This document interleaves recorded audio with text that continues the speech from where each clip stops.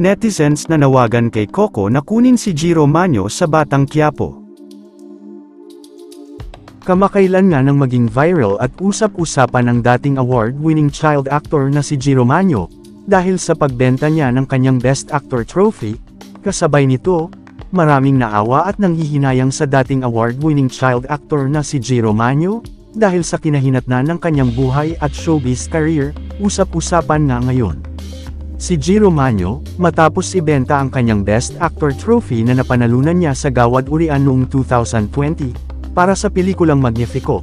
Ayon sa hindi na aktibong aktor, kailangan daw niyang gumawa ng paraan para mabuhay at itaguyod ang kanyang pamilya dahil na rin sa hirap ng kanilang sitwasyon.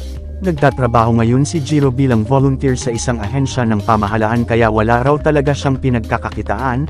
Ito nga ang dahilan kung bakit nagdesisyon siyang ibenta ang kanyang Best Actor Award sa Pinoy Pawn Stars ng content creator at collector na si Boss Toyo. Nung una ay nagkatawaran pa sina Jiro at Boss Toyo, hanggang magkasarahan sila sa last price na 75,000.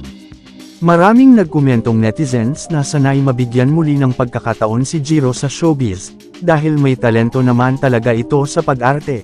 May mga nanawagan naman sa teleserye King ng ABS-CBN na si Coco Martin na kunin din si Jiro Manyo sa Batang Quiapo para magkaroon ito ng regular na pagkakakitaan. Narito ang ilan pang reaksyon ng netizens sa muling paglabas ni Jiro Manyo. Solid na si Jiro, konting diet lang at gym, bumalik ka sa pag-arte, madami kami naniniwala sa'yo, napakahusay mo, sana going straight ka na idol, iwanan mo na ang pinagbabawal na gamot, God bless you Jiro. Lahat ng bagay na nangyayari sa buhay na pagkakamali, may pag-asa. Jiro is the one best child actor and hopefully he had another chance to show his talent in showbiz.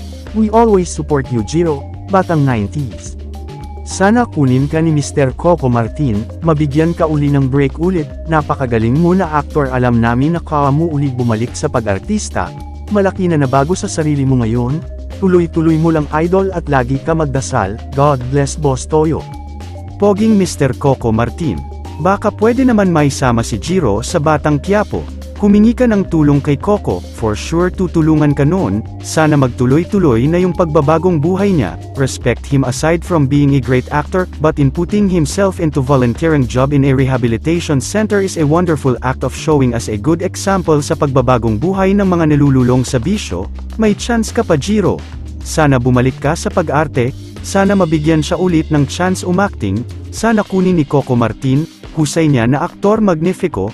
Matatanda ang tinulungan na noon ng comedy queen na si Ai de las Alas si Jiro, nang malulong ito sa bisyo, ipinarehab niya ito at sinuportahan sa mga pangangailangan nito.